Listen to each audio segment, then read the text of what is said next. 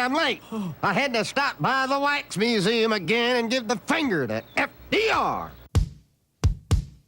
We know Al-Qaeda, Zawahiri, is supporting the opposition in Syria. Are we supporting Al-Qaeda in Syria? Well,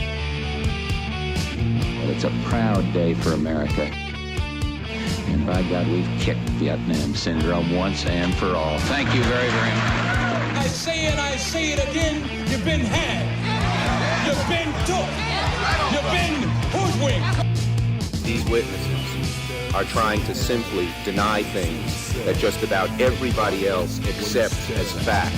He came, he saw, he died. Well, we ain't killing their army, but we killing them. We be on CNN like, say our name, bitch, say it 3 times. The meeting of the largest armies in the history of the world. Then there's going to be an invasion. All right, you guys. I got Sheldon Richman on the line. Of course, he's my partner at the Libertarian Institute. And, taking a break from the usual here. The Goal is Freedom is the article every Friday, TGIF. And this one is called The FDA's Assault on Tobacco Consumers, Part 2. Welcome back to the show, Sheldon. How are you doing? Great to be back, and I'm doing fine. Hey, guess what? I'm no longer a smoker, but I'm all for smokers' rights. And also people who are involved in peddling smoking paraphernalia and so forth, too. I don't think you should have to be a smoker to think that freedom is important, but maybe you do. You have a special interest. Thank goodness you have a special interest, so you're paying attention to this very important issue regarding freedom and liberty. Even the people who want to give up smoking and turn to alternative products which do not involve burning tobacco are having their civil liberties violated by the government. You don't say that. Really? That's the truth. And that's amazing. They tell you to quit smoking, and there are products which people have successfully used in Europe and the United States to get off of smoking. Cigarette smoking is not good for you because you're taking 3,000 to 6,000 chemicals into your lungs, 20 times a day or 40 times a day, depending on how much you smoke. And people want to turn to these products and have been using them successfully, and the government wants to crack down on them. And meaning these vape pens, especially e-cigarettes. Well, yeah, vapes or vaping devices or e-cigarettes, there's a lot of words for them, which do not involve tobacco. I mean, they have flavored liquids and may or may not have, like a nicotine extract in them. You can buy them without any nicotine whatsoever, but they can have varying degrees of nicotine if that's what people want. And sounds like a great way to quit smoking, right? Well, and people have been doing it. That plus smokeless tobacco, especially a very popular product out of Sweden called snus, S-N-U-S, which you just place in your mouth, and there's tobacco in those little packets, but you're not burning tobacco. Yeah. And so the Puritans, I mean, this is really fueled by Puritanism, which, as Mencken told us, is that haunting fear that somewhere someone is happy. And so it's not just that they want to protect your health. They don't like you using a substance that relaxes you or, that you use in a sort of self-medicating way. It reminds me of where the little girl has this terrible epilepsy. She's like 3 or 4 years old, this helpless tiny child. And they're begging the judge, you gotta let us give her CBD, which we swear to God is, yes, it comes from the pot plant, but we promise it will not make her feel good at all. It will only help to prevent the epileptic seizures, which at this point are so bad they could kill her. But we swear to God she won't get high, Your Honor, which would be the worst side effect of any drugs. Lord knows they sell arthritis drugs on TV where the side effect is cancer. But we can't have this little girl's epilepsy drug make her feel the slightest buzz. Because I guess, I'm not sure if anybody ever finally articulates why that would be the very worst thing. But that's how it works. Yeah, that's right. Mark, I'll quote another great sage, Mark Twain. He said, nothing is more in need of reforming than other people's habits. And that's, I think, what's going on here, because, if the concern were really to reduce the harm from traditional cigarettes, then they would have welcomed with open arms these e-cigarettes, which produce a vapor, not smoke, because you're not burning a leaf, and smokeless tobacco and other things, which they've been going after in favor of what Big Pharma makes, namely nicotine patches and nicotine lozenges and gum and other sprays. I knew it. Those gangsters over at Nicorette are behind this. Well, they're more expensive. For a while, they required a prescription. That's changed now for gum and for patches. You can now get those over the counter, so that's changed. But they're more expensive. And here's the thing. Here's the big thing, and it gets to this Puritanism issue. Those products, the way they're marketed, you're supposed to stop eventually using those products, right? The gum and the patches. You're supposed to use that as in a prescribed way.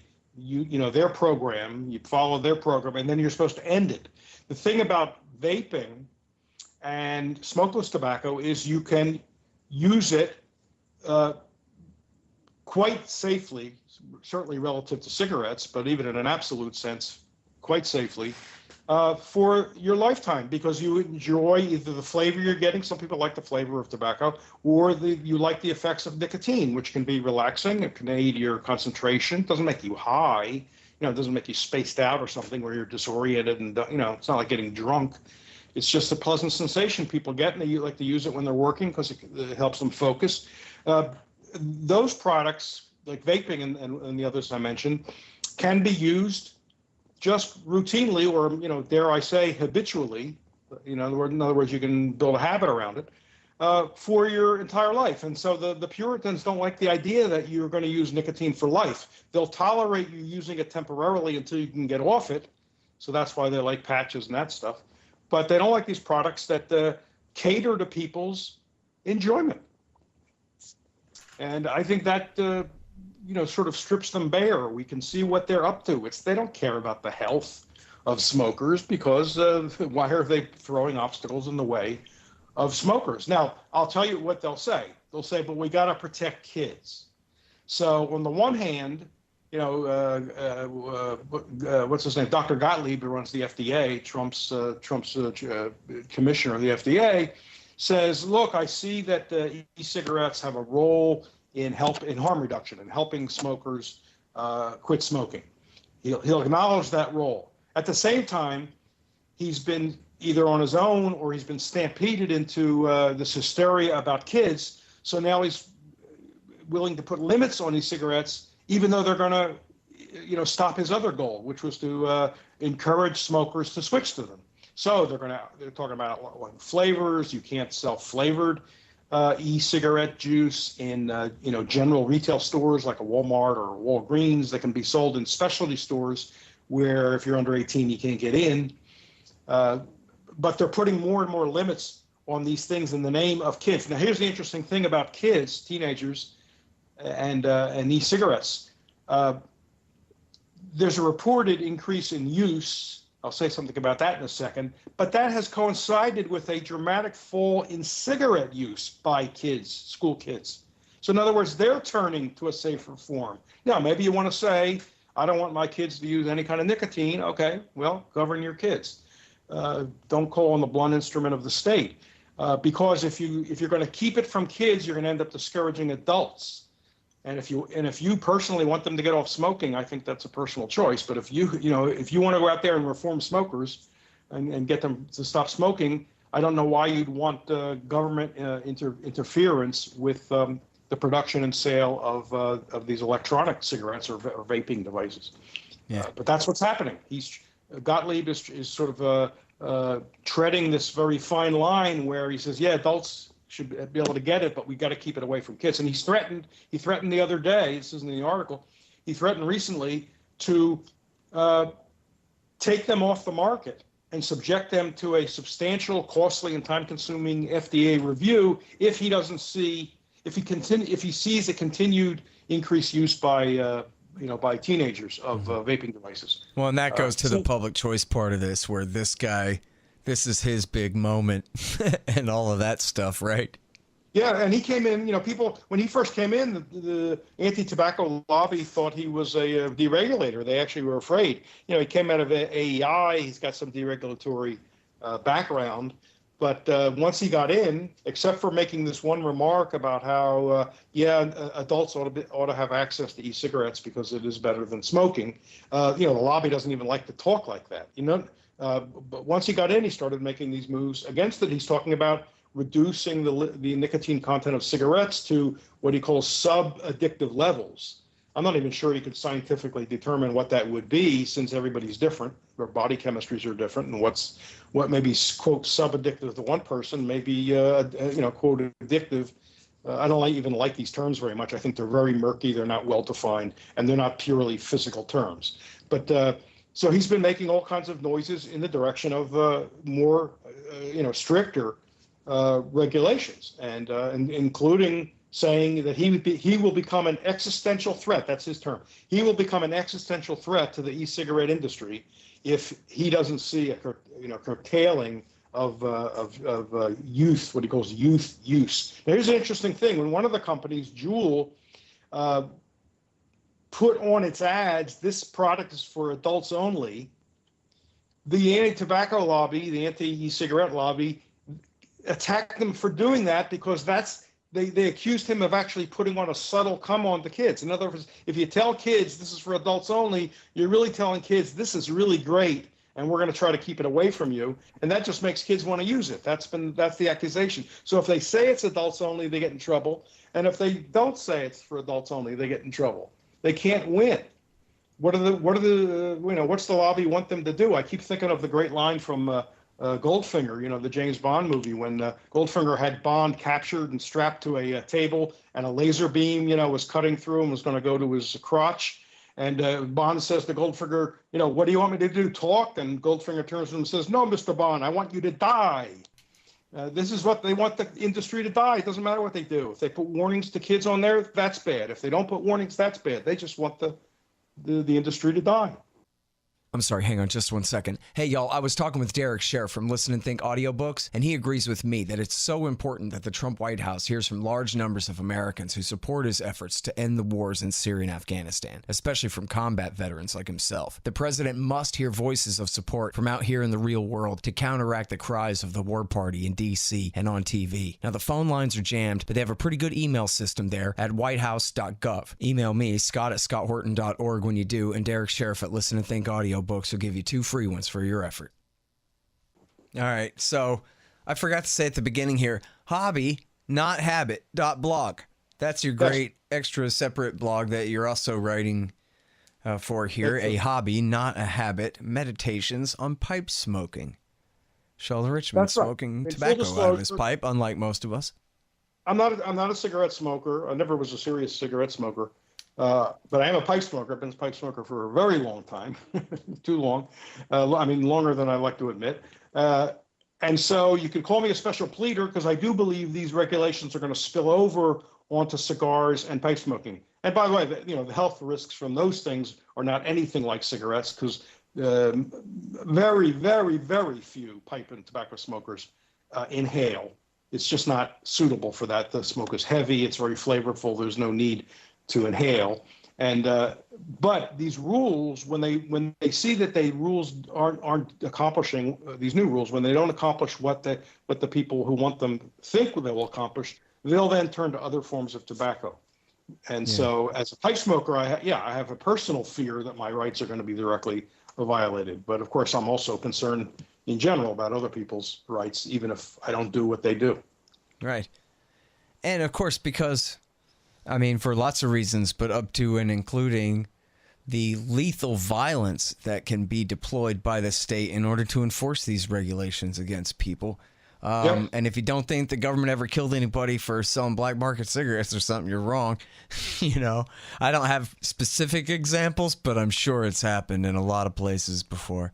Well, I'll be telling a story in the coming weeks of a pipe maker, just a single artisan pipe maker, a guy who works in a shop on his, in his home, hand carving beautiful pipes. who was visited unannounced by the FDA. 3 FDA agents flashing badges saying, we're here to inspect your place. Now, I'll be telling the story in the future, so I don't want to give too much away. But that's the kind of thing that's beginning to happen. I found one guy. Do they have guns? Well, I do not know. He did not tell me that the guns were flashed. Well, you got to follow up with that and ask them if they had guns on their hips or not. Funny thing is, they said, we're here to inspect you. But as he talked to them, and by the way, it took like 6.5 hours. As he talked to them, it became clear. They basically admitted, we don't know what we're even looking for. Like, in other words, we were told by the FDA to come here and do this, but this is all brand new, right? They're still working out the procedures. We don't even know what we're looking for.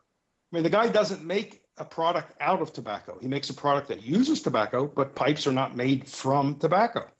He doesn't touch tobacco in the making of his pipes. And yet it's been deemed a tobacco product by the FDA, because the FDA in 2009 was given the authority by Congress and signed by Barack Obama to regulate, quote, tobacco products, but it was also given the power to define what a tobacco product is.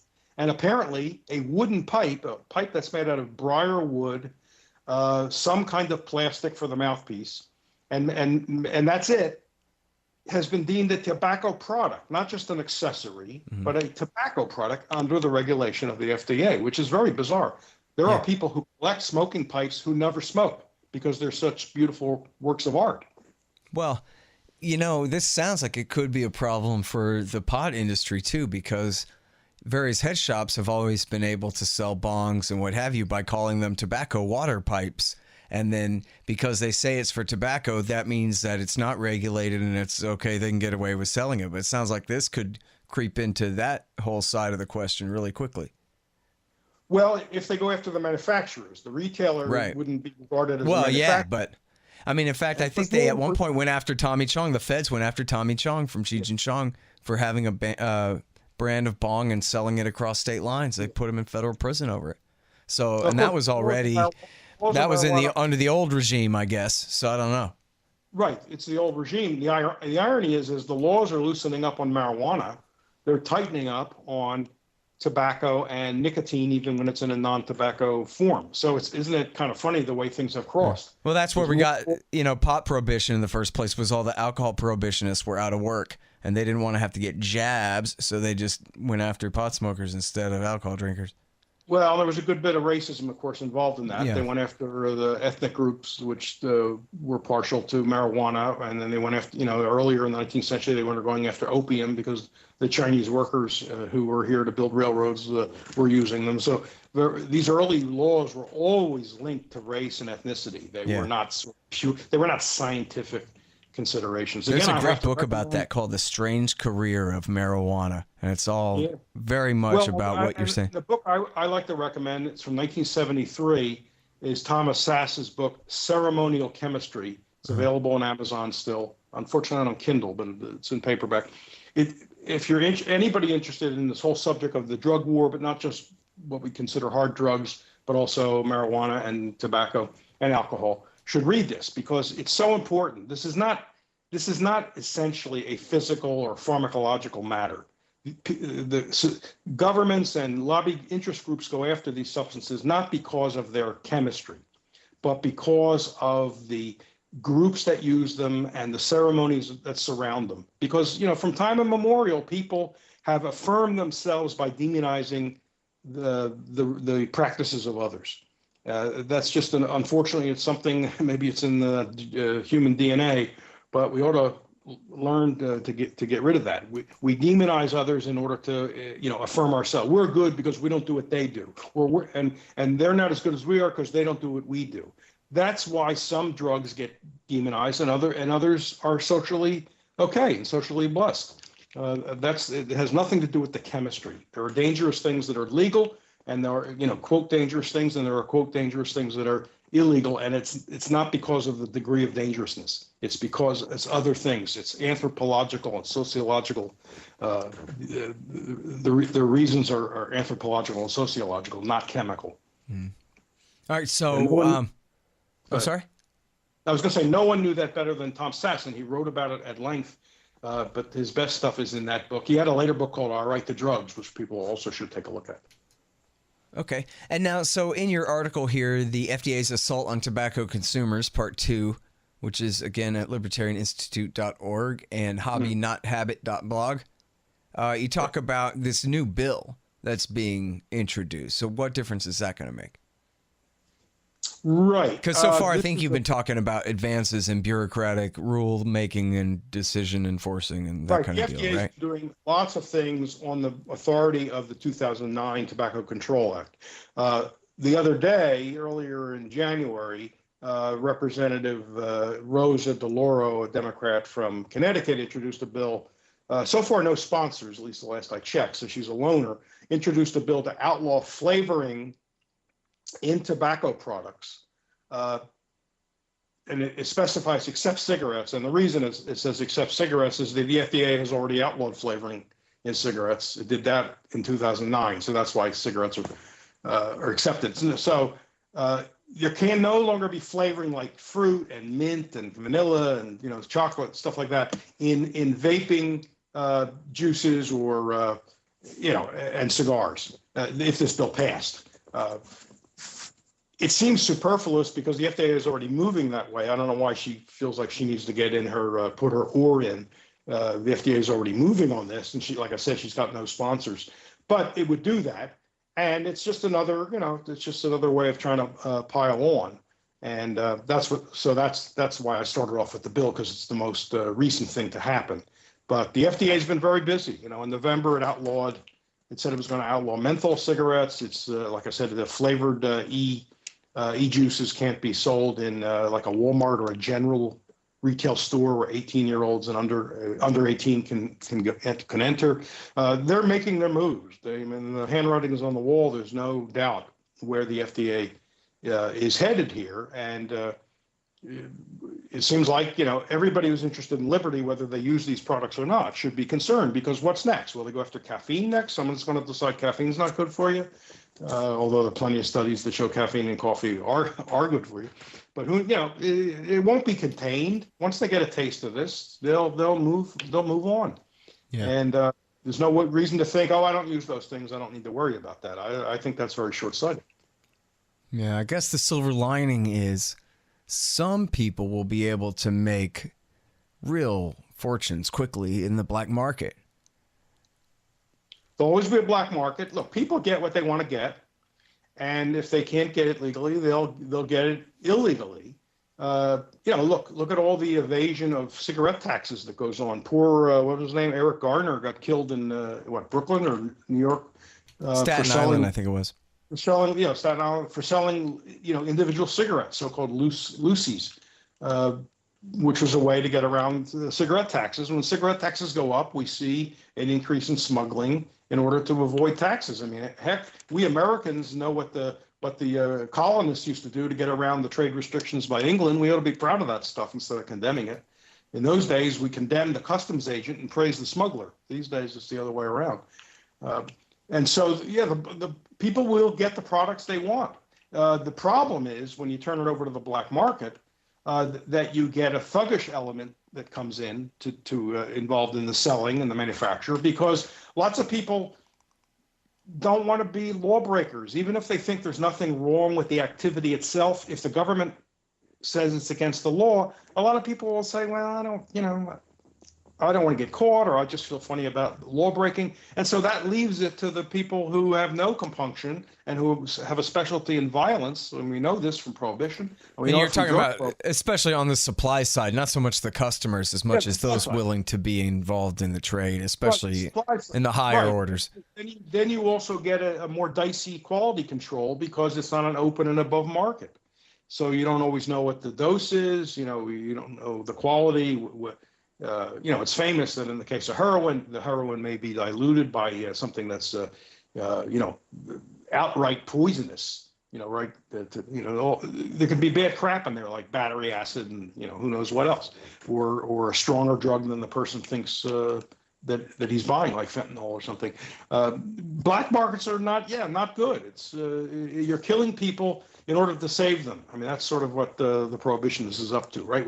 It's like in Vietnam, right? We had to destroy a village to save it. Here we have to kill the users in order to save them from their bad habits. Let's leave people alone. Leave them to their habits. If they use force against someone else, fine. Go, stop them. But otherwise, leave them alone. And I link it at the end of my article. Everybody needs to read Lysander Spooner's great essay from the 19th century, Vices Are Not Crimes. I urge everybody to read it. Vices are not crimes.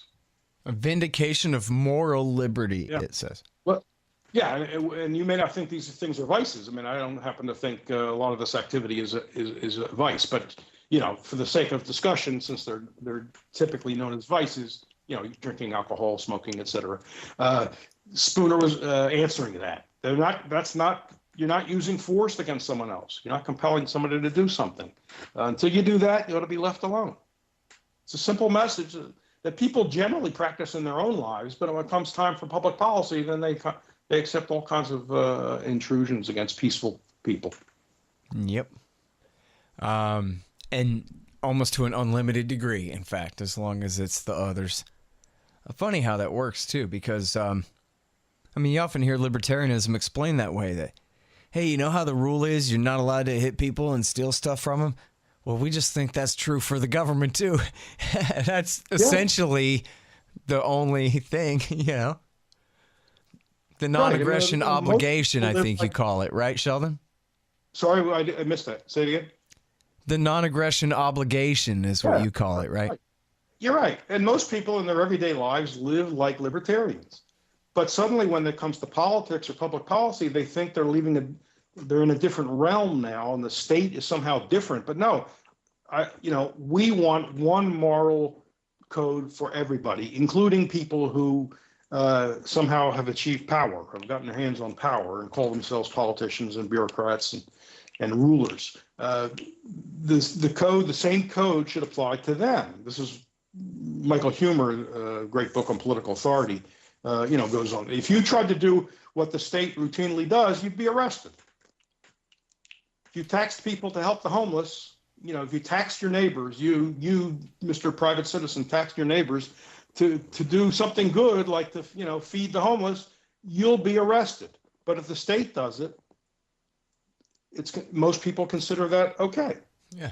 It'd be even worse if you tax them to hire mercenaries to tax them more and boss them around and tell them what time to go to work.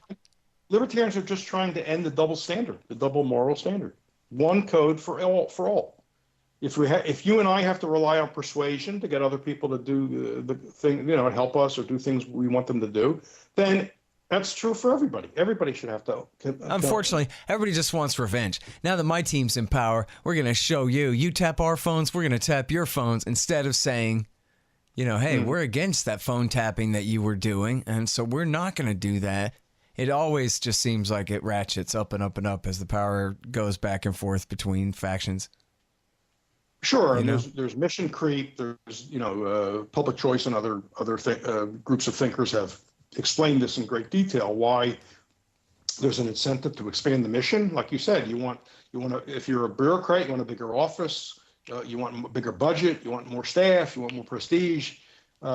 We know this. I mean, you've told the story many times about the ATF and the Waco incident, where wasn't their budget being discussed when they conducted their first raid?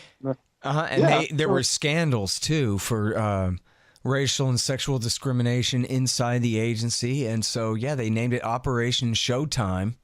It was actually, part of it was because of the bad publicity from Ruby Ridge, because even though it was the marshals that shot the dog and the boy, and it was the FBI that shot the wife, it was the ATF's screwball op that started the whole thing off, entrapping and framing up the guy and getting him in trouble in the first place, trying to turn him into an informant. And so in order to make up for their embarrassment and taking the hit on Ruby Ridge, they went after the Branch Davidians, and they call it Operation Showtime, was literally what it was called, Showtime. And they had, the media was there before the cops got there, because they had called all the local TV stations, tell them to come out and cover it. It's going to be a riot, and we're going to show the new Democratic Bill Clinton administration to that, here, we're picking on right-wing rednecks just like you want us to do, you liberals. So this is an kinda important point. Something that seems very mundane, bureaucrats wanting to protect their budgets or expand their budgets, can end up putting it, setting it to motion, something that ends in great violence and obvious rights violations. So from a what seemingly small thing like, how can an agency get its budget increased? You end up getting people killed, or SWAT raids, or people persecuted for the products they want to use. It's really not hard at all to imagine that somebody could get shot in a raid over tobacco coming up in the very near future that, we were there for a legitimate reason enforcing this rule and law and regulation, like it or not, and the guy reached for his waistband, and so we had to wax him, that's the law. Waistband. Eric Garner in the chokehold. Yeah. We can see it now. It's coming soon. All right, listen, I'm sorry I got to go because it's time for the next one, but no problem.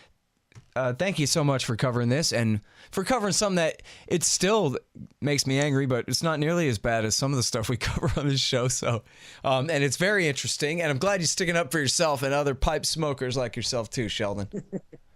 Well, thanks for indulging me. Thank you very much. I appreciate it. Talk to you soon. All right. Talk to you soon. Bye. Okay, everybody. That's the great Sheldon Richman. He's at libertarianinstitute.org. This is TGIF for this week is the FDA's Assault on Tobacco Consumers Part 2. And also, maybe you're into smoking a pipe, maybe not, but check out his great blog, A Hobby, Not a Habit, Meditations on Pipe Smoking. And that's at hobbynothabit.blog. All right, y'all, thanks. Find me at libertarianinstitute.org, at scotthorton.org, antiwar.com, and reddit.com/Scott Horton Show. Oh, yeah, and read my book, Fool's Errand, Time to End the War in Afghanistan at foolserrand.us.